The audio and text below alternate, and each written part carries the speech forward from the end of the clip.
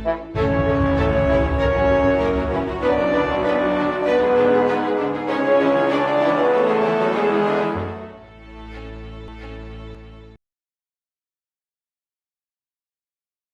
የተወደዳችሁ በዓለም ዙሪያ የምትገኙ የእግዚአብሔር ወገኖች እንደምን አላችሁ? እንደገና በሰላም ያገናኘን አምላክ ስሙ ብሩክ ይሁን። ባለፈው ሳምንት የዘጠነኛውን ሰንበት ትምህርት ማጠቃለያ አብረን አይተን ነበር። ዛሬ ደግሞ የአስረኛውን ሰንበት ትምህርት ማጠቃለያ ይዤላችሁ ቀርቤያለሁኝ። ይህንንም የምትከታተሉ በቃሉ እንደምትባረኩበት ተስፋ አደርጋለሁኝ። የዛሬ ሰንበት ትምህርት ርዕስ የዘመናት ፍጻሜ የደረሰብንን እኛን የሚል ሲሆን መታሰቢያ ጥቅሱ የሚገኘው በአንደኛ ቆሮንቶስ 10 እስከ 11 እስከ 12 ይህም ሁሉ እንደ ምሳሌ ሆነባቸው እኛንም የዘመናት ፍጻሜ የደረሰብንን ሊገስጸን ተጻፈ። ስለዚህ እንደቆመ የሚመስለው እንዳይወድቅ ይጠንቀቅ ይላል።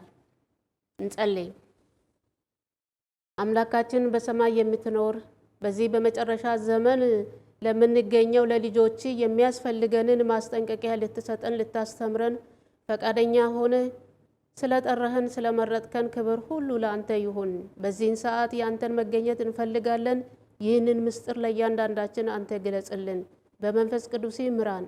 መተላለፋችንን ሁሉ ይቅር በላይ ለመንግስት ያዘጋጀን በጌታ በኢየሱስ ስም አሜን። ወደ ዛሬው ዝርዝር ሐሳቦች ከመግባታችን በፊት ከባለፈው ሳምንት ትምህርት ጥቂቱን እናስታውስ። የዛሬ ሳምንት በመዝሙረ ዳዊት ውስጥ ክፍል 2 የሚለውን በአራት ዋና ዋና ክፍሎች አይተን ነበር። በአንደኛው ተስፋ በመከራ ውስጥ ከሚለው ስር በዓለም ላይ እየተፈራረቁ የሚወጡ ችግር መከራዎች ሁሉ ብዛታቸው ተስፋ የሚያስቆርጥ እንኳ ቢሆን እኛ ግን በሚያገኘን በታላቅ መከራ ሁሉ ምንጊዜም ከጎናችን የማይጠፋ መጠጊያችንና መሸሸጊያ ዋሻችን የሆነ ታማኝ አምላክ ስላለን እንደ ሌሎቹ ተስፋ መቁረጥና መጮህ እንደማያስፈልገን አይተናል። በሁለተኛው የመጨረሻ ድል ከሚለው ስር ከሺህ ዓመት በኋላ ሰይጣን ከእስራት ተፈቶ ጎግንና ማጎግን በማስከተት እንደ ባህር አሸዋ የሚያክሉ አሕዛብ ይዞ በመነሳት የቅዱሳንን ከተማ ቢከብም ኢየሱስ ድል ነሽነቱን ተጎናጽፎ ከሰማይ ሲመጣ እነዚያን ሁሉ የምትበላ እሳት ከሰማይ በማውረድ እንደሚደመስሳቸውና በአዲስቱ ኢየሩሳሌም ከቅዱሳኑ ጋር ለዘላለም እንደሚኖር አይተናል። በሶስተኛው የኃጢአት መጨረሻ ከሚለው ስር የአሕዛብና የመንግስታት ኩራት እውነትን ያለመቀበል ግትርነትና ራስን ከፍ ከፍ የማድረግ ቁርጡ የሚታወቅበት ጊዜ እጅግ እንደተቃረበ ነበር ያየነው። በመጨረሻም የዛሬ የኛ ስራ ከሚለው ስር የእግዚአብሔር አምላክ ክብር በእኛ ላይ እንደሚያበራ ይህም የሚሆነው እኛ እግዚአብሔር የሰጠንን ብርሃን ለሌሎቹ ማብራት ስንችል መልካሙን ስራችንን ያየ ሰው ሁሉ የሰማይን አባት እንደሚያመሰግን ነበር ያየነው። ወደ ዛሬው ትምህርታችን ስናልፍ የዘመናት መጨረሻ የደረሰብንን እኛን የሚለውን ርዕስ በሶስት ዋና ዋና ክፍሎች የምናየው ይሆናል። አንደኛ ሊደመሰስ ላለው ዓለም መጨረሻው እየመጣ ነው። ሁለተኛው የሶዶምና ጎሞራ ፍጻሜ እየመጣ ነው። ሶስተኛው የዓለማችን ፍጻሜ እየመጣ ነው የሚሉ ሲሆኑ አንድ በአንድ እናያቸዋለን። ሊደመሰስ ላለው ዓለም ፍጻሜ እየመጣ ነው። የረጅም ዘመን ማስታወቂያ መጨረሻው ምድር በራሷ ኦርቢት እንደምትጠቀለል እንዲሁ ዓለማችን ወደ ፍጻሜ እየተጠቀለለ ይገኛል። ሁሉም ነገር እየተናወጠ ነው። ሰማይ በድንገት እንደ ወረቀት ሊጠቀለል ነው። ኢየሱስም ክብሩን ተጎናጽፎ ከሰማይ ብቅልል ነው። ራእይ 6:12 እስከ 14 ስናነብ ስድስተኛው ማኅተም በተፈታ ጊዜ አየው፣ ታላቅም የምድር መናወጥ ሆነ። ፀሐይም እንደ ማቅ ጠጉር ጥቁር ሆነ፣ ጨረቃም በመላው እንደ ደም ሆነ። በለስም በብርቱ ነፋስ ተናውጣ ቃሪያዋን ፍሬ እንደምትጥል የሰማይ ከዋክብት ወደ ምድር ወደቁ። ሰማይም እንደ መጽሐፍ ተጠቅልሎ አለፈ። ተራሮችና ደሴቶችም ሁሉ ከስፍራቸው ተወሰዱ ይላል። ነገር ግን ብዙዎች ይህንን በደስታ ሳይሆን በዋይታና በለቅሶ ይቀበላሉ፣ እንዲህ እያሉ ተራሮችና አለቶች በላያችን ውደቁብን፣ በዙፋኑ ከተቀመጠው ፊት ከበጉም ቁጣ ሰውሩን ይላሉ። ኢየሱስ የኖህን ዘመንና የመጨረሻውን ዘመን ክስተት በማቴዎስ 24:37 ላይ በማነጻጸር ተናግሮ ነበር። የኖህ ዘመን እንደነበረ የሰው ልጅ መምጣት ዘመን እንዲሁ ይሆናልና፣ የዚያኔ ምድር እየተናወጠች በጎርፍ እየተጥለቀለቀች ነበር። ይህ ሁሉ የሆነው ያለ ማስጠንቀቂያ አልነበረም። በኖህ ዘመን በዘፍጥረት 7:11-12 በኖህ ዕድሜ በ6ኛው መቶ ዓመት በሁለተኛው ወር ከወሩም በ17ኛ ቀን የታላቁ ቀላይ ምንጮች ሁሉ ተነደሉ፣ የሰማይ መስኮቶች ተከፈቱ፣ ዝናቡም 40 ቀንና 40 ሌሊት በምድር ላይ ሆነ። የጻድቁንም የኖህን ስብከት ለ120 ዓመታት ስለ ጥፋት ውሃ ሲሰብክ የነበረውን በዘፍጥረት 6:3 ሁለተኛ ጴጥሮስ 2:5 ሄደን ስንመለከት በሚገባ መረዳት እንችላለን። በተመሳሳይ ሁኔታ ከ18ኛው ክፍለ ዘመን መጨረሻ ጀምሮ እርግጠኛ ስለሆነው ስለ ኢየሱስ ዳግም ምጽአት እየተሰበከ ነው። ከእግዚአብሔር እየሸሹ ያሉትም ካለማወቅ ድንቁርና ሳይሆን በዚህ ዘመን በእርሱ ባለማመናቸው ብቻ እንደሆነ ይናገራል። የጸጋው በር መዘጋት ይላል። ኖህና ቤተሰቡ ወደ መርከቡ ገብተው ካበቁ በኋላ የመርከቡ በር በእግዚአብሔር እጅ ተዘጋ። ዘፍጥረት 7:1-4 እና ቁጥር 15-16 እንዲህ ይናገራል። እግዚአብሔርን ኖህን አለው፣ አንተ ቤተሰቦችህን ሁሉ ይዘህ ወደ መርከብ ግባ። በዚህ ትውልድ በፊቴ ጻድቅ ሆነህ አይቼሃለሁና ከንጹህ እንስሳ ሁሉ 7 ተባትና እንስት፣ ንጹህ ካልሆነ እንስሳም 2 ተባትና እንስት፣ ከሰማይ ወፎችም 7 ተባትና እንስት እያደረግህ በምድር ላይ ለዘር ይቀር ዘንድ ለአንተ ትወስዳለህ። ከ7 ቀን በኋላ 40 ቀንና 40 ሌሊት በምድር ላይ ዝናብ አዘንባለሁና የፈጠሩትንም ፍጥረት ሁሉ ከምድር ላይ አጠፋለሁና ስጋ ያላቸው ሕያዋን ሁሉ 2 እየሆኑ ወደ ኖህ መርከብ ውስጥ ገቡ። የገቡትም ተባትና እንስት እግዚአብሔር እንዳዘዘው ገቡ። እግዚአብሔርም በስተኋላው ዘጋበት።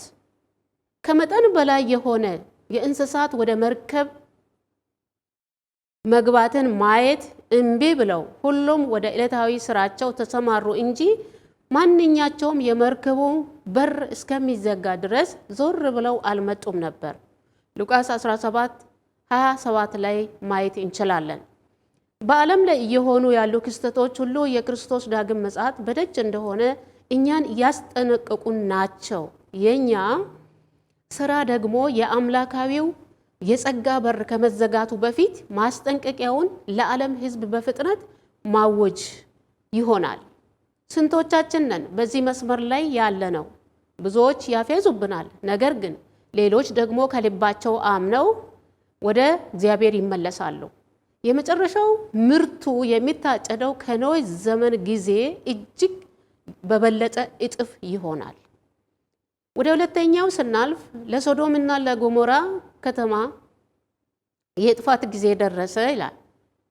የጥፋቱ ምክንያት ምንድን ነው? ኢየሱስ ሲናገር በሉቃስ 17:28-30 እንዲህ ይላል፣ እንዲሁ በሎጥ ዘመን እንደሆነ ይበሉ ይጠጡም ይገዙም ይሸጡም ይተክሉም ቤትም ይሰሩ ነበር። ሎጥ ከሶዶም ከወጣበት ቀን ጀምሮ ግን ከሰማይ እሳትና ዲን ዘነበ፣ ሁሉንም አጠፋ። የሰው ልጅ በሚገለጥበት ቀን እንዲሁ ይሆናል አለ።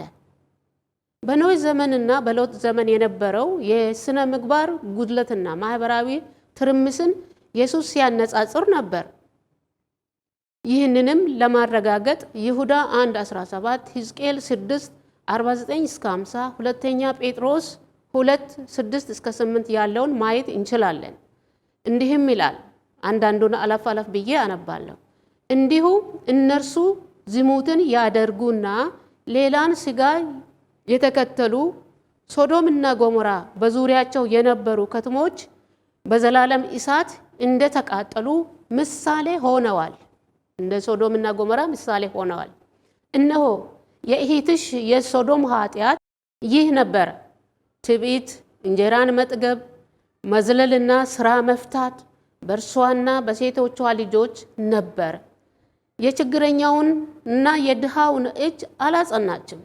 ኮርተው ነበር፣ በፊቴም እርኩስ ነገርን አደረጉ። ስለዚህ ባየሁ ጊዜ አጠፋኋቸው። ከእንዲህ አይነቱ ጥፋት እግዚአብሔር ያስመልጠን ወገኖች። የሰው ልብ ሁሌም ክፉ እንደሆነ የሚገልጸውን ክፍል በኤርምያስ 17:9፣ ሮሜ 1:24 እስከ 32 ሄደን ማንበብ እንችላለን።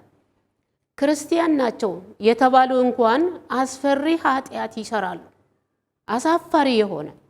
ይሁን እንጂ ይህ ክፉ ስራ ሁሉ እንደ መልካም ስራ ይነገራል፣ ምንም ኃጢአት መስሎ አይታይም። እርሱም እንደ ዳዊት ሕሊናቸው በደነዘዘባቸው ነው ምክንያት የእግዚአብሔር ስም ለመሳለቂያና ለፌዝ ይሆናል። ስለዚህ ነው እንደ ቆመ የሚመስለው እንዳይወድቅ ይጠንቀቅ ያለን። የዚህን ዘመን ክርስቲያኖች ያለንበትን ቆም ብለን እንድናስብ ያስፈልገናል። ዓለማችን እንደ ናታን ያሉ መልእክተኞችን ትፈልጋለች። ምክንያቱም ብዙ ሕሊናቸው የደነዘዘባቸው ክርስቲያኖች አለን እያሉ ወደ ክፋት መስመር የገቡ ስላሉ ጌታ ኃጢአታችሁን ይቅር ብሏልና አትሞቱም የሚል መልእክተኛ ያስፈልጋታል። በሁለተኛ ሳሙኤል 12:13 ዳዊትም ናታንን እግዚአብሔርን በድያለሁ አለ። ናታንም ዳዊትን እግዚአብሔር ደግሞ ኃጢአትህን አርቋል አትሞትም አለው። ስለዚህም ከነ ኃጢአታችን ወደፊቱ መተን እንውደቅና ማረን እንበለው። ፍርድ ከጥፋት በፊት የሶዶም ክፋት ማረጋገጫ ነበረው። እግዚአብሔርም ሶዶምን ከማጥፋቱ በፊት የፍርድ ምርመራ አካሂዶ ነበር።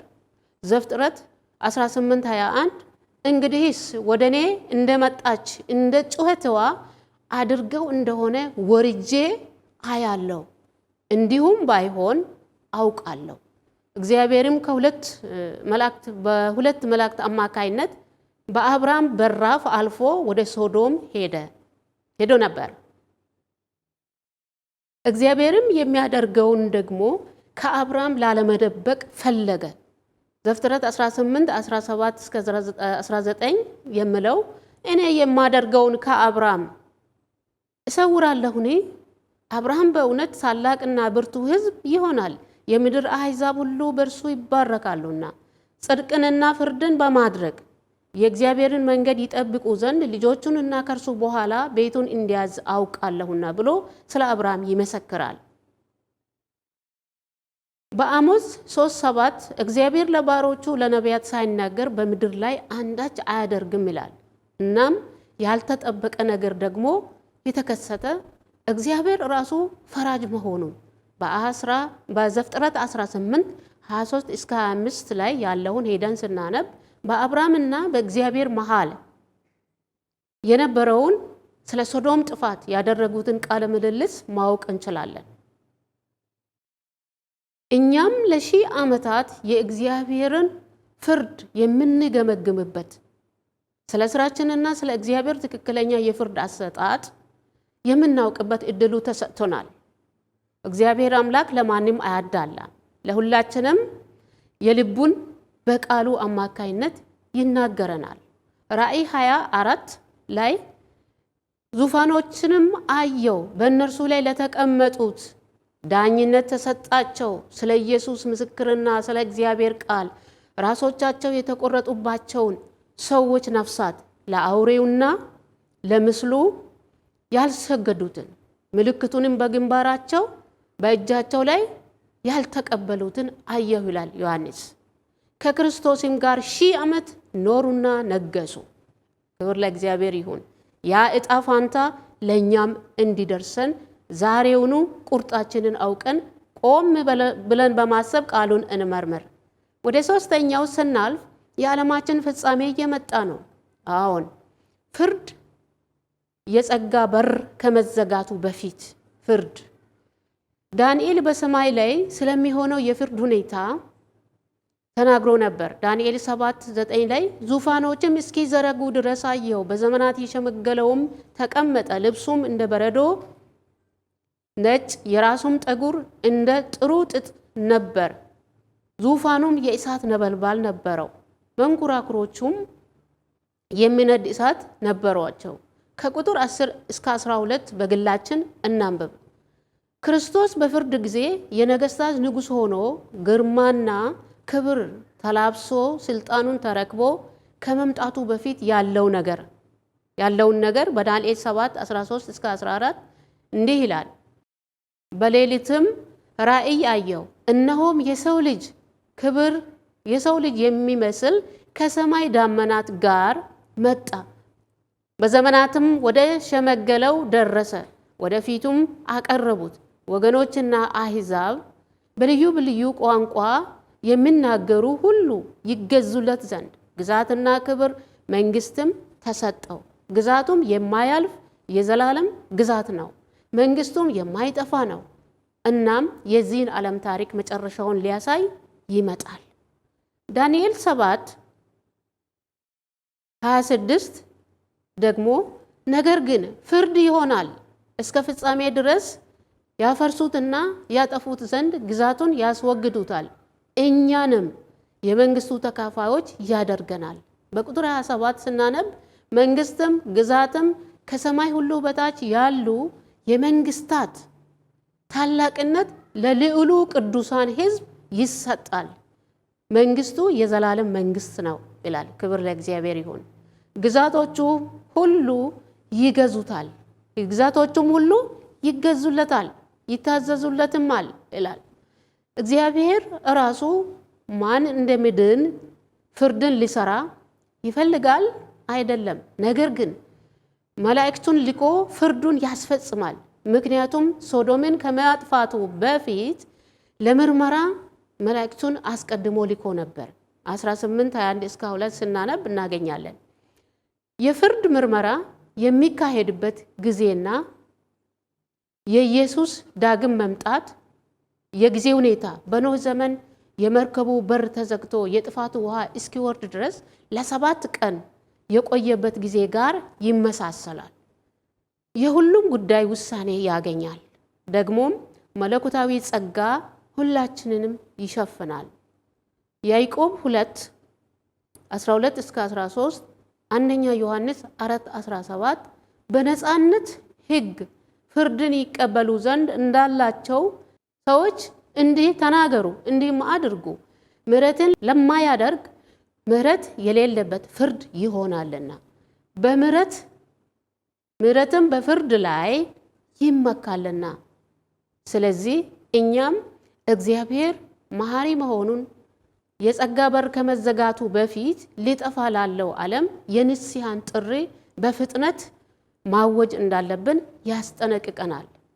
የዛሬው ትምህርት የዘመናት መጨረሻ የደረሰብንን እኛን የሚለውን ርዕስ በ3 ዋና ዋና ክፍሎች አይተን ነበር። በአንደኛው ሊደመሰስ ላለው ዓለም ፍጻሜ እየመጣ ነው ከሚለው ስር ምድር በራሷ ኦርቢት እንደምትጠቀለል እንዲሁ የዓለም ፍጻሜ ተጠቅልሎ ሊያበቃ እንደደረሰና ሰማያት እንደ ወረቀት ተጠቅልለው እንደሚያልፉ በተለያየ ነቢያት የተነገረውን ትንቢት ፍጻሜ እንደደረሰ አይተናል። በሁለተኛው የሶዶምና የጎሞራ ጥፋት ከዚህ ዓለም የመጨረሻ ጥፋት ጋር ተመሳሳይነት እንዳለውና ይህ ደግሞ ያለ ቅድመ ማስጠንቀቂያ የሚፈጸም እንዳልሆነ ያየን ሲሆን በሶስተኛው ደግሞ የጸጋ በር ከመዘጋቱ በፊት ለዚህ ትውልድ የመጨረሻ የንስሐ ጥሪ ማድረግ ከኛ እንደሚጠበቅና የአውሬውን ምልክት በእጃቸውና በግንባራቸው ላልተቀበሉ ለሱም ላልሰገዱ ቅዱሳን የዳኝነት ስልጣን እንደሚሰጣቸው ጭምር አይተናል። እንግዲህ የዛሬውን ትምህርት በዚህ ስናበቃ እስካሁን ከኛ ጋር በመሆን የረዳን አምላክ ስሙ ብሩክ ይሁን።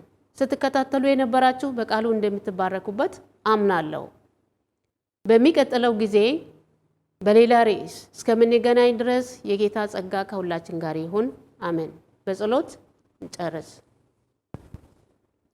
ይህን ድንቅ ምስጢርህን ለእኛ ልታሳውቅ እንዴት ሆነን እንደምንዘጋጅ ሌሎችንም እንደምናዘጋጅ ልታስተምረን ፈቃደኛ ሆነ ስላስተማርከን ክብር ሁሉ ለአንተ ይሁን። ባስተማርከን መሰረት መጓዝ እንድንችል ለራሳችን ድነን ሌሎችን የመዳን ተስፋ እንድናበስርላቸው በጸጋህ አግዘን። ስለሰማን ተመስገን። ይህን ሁሉ ማድረግ በሚችል በልጅ በኢየሱስ ስም አሜን።